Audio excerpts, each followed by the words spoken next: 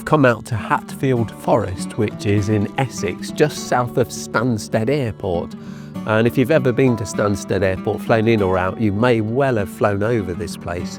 Despite the fact it's called Hatfield Forest, it's not really a forest, it's more of a piece of common land. In the 12th and 13th century, when these hunting parks were created, they were often called forests. And that's why this is called Hatfield Forest, even though it's not really a forest. And the kind of name stuck in into the last 900 years. Hatfield Forest is close by to Bishop Stortford and not too far from Harlow. And because it is close to these quite large conurbations, there's often quite a lot of people here. And I guess in the summer, it's very, very busy. But right now, there's quite a few people, but it's not too busy. I brought my Olympus EM1 Mark II with me today, but I'm not really sure what I'm going to actually get a picture of because it's a bit of a bland, boring forest. But obviously, there is a really nice lake, and I am aware that there are some deer in this forest somewhere. And if I can try and take a picture of the deer, I will. I'll try and hunt them out and take a picture. At the moment, I've got my 17mm lens on my camera, but I'll probably swap it out for my long lens if I do need to take some pictures of deer. Let's see how I do.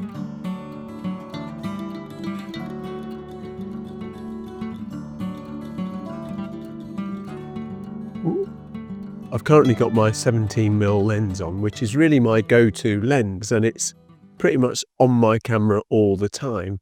And I use it so much these days since I'd broken my 12-40 lens, which is a real shame because that was such an amazing lens. But this is just the most versatile lens, being about 35mm in full frame. It just covers such a really good range. The 17mm is really just wide enough to get most things in, and it's quite a nice focal length. Occasionally, it would be nice to have that extra 5mm of the 12-40. But in truth, I just move my position to get the right composition, to get the right shot. That kind of works for me very well. It's all right. And it's just narrow enough just to get most things in. It's a really nice, versatile lens. Of course, it's not a lens in Olympus's Pro lineup, and you can get a 17mm f1.2 Pro lens, but at f1.8, it's pretty much as quick as you're going to expect to get from Olympus. And they do make a range of these premium lenses, these 1.8 lenses, and you can get obviously the 17, which is what I've got here, the 25 and the 45, which is another one of their lenses that I use. And I love that little 45mm lens. It's really, really sharp, and it's a bit sharper than this lens, although this is still very, very good. It does look a bit small, a bit dinky on the camera, and it just shows you how Micro Four Thirds is how good it is, because you can have really small lenses on a reasonably small body, Pro series, and it works very well. It's light and compact. I'm going to try to take a picture of this cow. The light's so bright I can't even see my settings, but I'm on about f4 and I've got ISO 200 and I don't know what shutter speed it is, but I wanted to get, there's a sort of tree just to the right and some fencing some protection for the tree. So I wanted to try and get a picture of the cow with this tree at the right, just to give it a bit of balance. But the cow's moving there. It's just looking up now. So I'm going to take the picture now. There's a picture, and I'll take a couple more and see if I can get a nicer shot.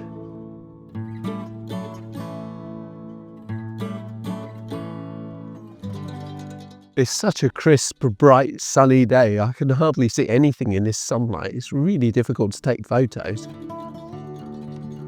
If you're enjoying this little video of Hatfield Forest, why not give it a like? That would really make my day if you did. Thank you. I'm really struggling to find a shot here, but I'm stood at this lake. It's completely frozen over. And I'm just going to take this sort of shot here with this tree on the right and the lake in the background. I'm just going to give this one a try. We're on f4, 1/800th of a second and ISO 200, and that's pretty much okay. I'm just going to focus out to those trees, just take that shot, and I'll just swing it round slightly just to get a bit more of the tree in, and this bush doesn't look very good, that, but I'll give that a try.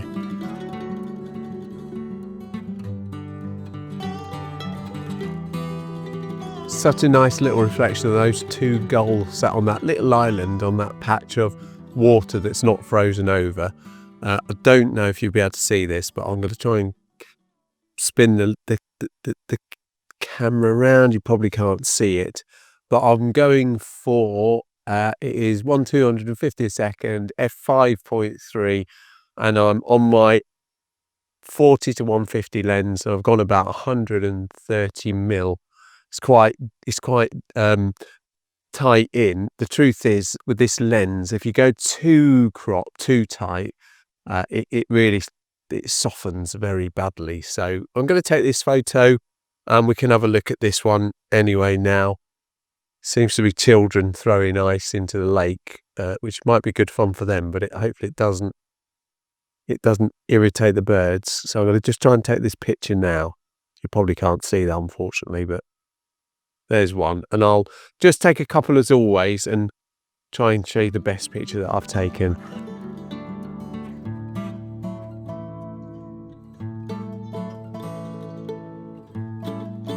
It kind of struck me really when I was walking around this Hatfield Forest that this 17mm lens that I've got on my Olympus that I use most of the time, it's so underrated. It's such a nice little lens.